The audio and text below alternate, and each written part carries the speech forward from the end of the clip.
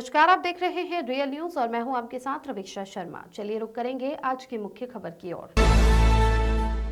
उत्तराखंड राज्य स्थापना के लिए हुए आंदोलन के दौरान खटीमा गोलीकांड में शहीद हुए सलीम कुरैशी के गोटिया स्थित पैतृक आवास के कमरे का जर्जर हो चुका लेटर देर सुबह अचानक से गिर गया।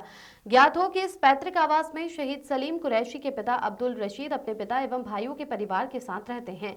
ये तो गनीमत रही कि घटना के वक्त सुबह लगभग 9 बजे घर के सभी सदस्य आंगन में बैठकर चाय पी रहे थे और कमरे में कोई नहीं था। तभी अचानक जोर की आवाज के साथ कमरे का लेटर गिर गया, जिसके चलते कमरे में रखे फ्रिज, बेड आदि जैसे सामान बुरी तरह से क्षतिग्रस्त हो गए। शहीद के बुजुर्ग पिता अब्दुल रशीद ने जानकारी देते हुए बताया कि उनके द्वारा पूर्व में कई बार स्थानीय प्रशासनिक अधिकारियों से गुहार लगाई गई थी कि उनके घर की हालत बहुत खस्ता हो चुकी है और वह इस लायक नहीं है कि खुद इसकी मरम्मत करा सके। उनके द्वारा कई बार गुहार लगाने के बाद भी स्थानीय अधिकारियों के द्वारा बार बार उन्हें झूठे आश्वासन दिए जाते रहे। यहाँ तक कि घटना से एक दिन पूर्व भी उनके द्वारा खटीमा के उप जिलाधिकारी से भी इस बात पर चर्चा की गई थी, जिस पर उन्होंने फिर 2-4 दिन रुकने का आश्वासन दिया, परंतु आज ये घटना घट गई। ये तो गनीमत रही थी कि उस वक्त कमरे में कोई नहीं था। अगर यही घटना रात को घटी होती तो जान का खतरा हो जाता। इस घटना से अब उनके घर का सब कुछ खत्म हो गया है। मलबे के नीचे दबकर हर सामान टूट गया है। ऐसे में अब पटवारी एवं नगरपालिका ईओ के द्वारा उनके नुकसान का निरीक्षण करने के बाद प्रशासन द्वारा मिलने वाली मदद का इंतजार कर रहे हैं। वह स्थानीय प्रशासनिक एवं नगरपालिका के अधिकारी मीडिया के सवालों का जवाब देने से बचते नजर आ रही हैं। माया शंकर की रिपोर्ट। नुकसान तो हमारा बहुत हुआ। पंखे, फ्रिज, बेड जो भी था सारा ही टूट गया। सामान लड़कियों का रखा था वो भी सारा दब गया।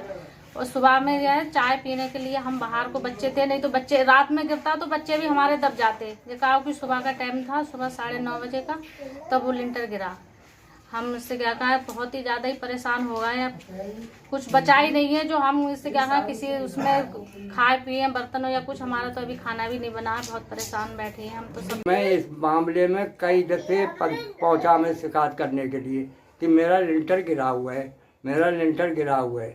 यही कहते रहे कि हम आंगने आंगने आंगने कुछ सहायता कर, कुछ भी ना आए कोई ना। यहाँ तक फिर मेरे सर्वे भी हो गया मेरे मकानों का, फिर भी ना कुछ गौर करा।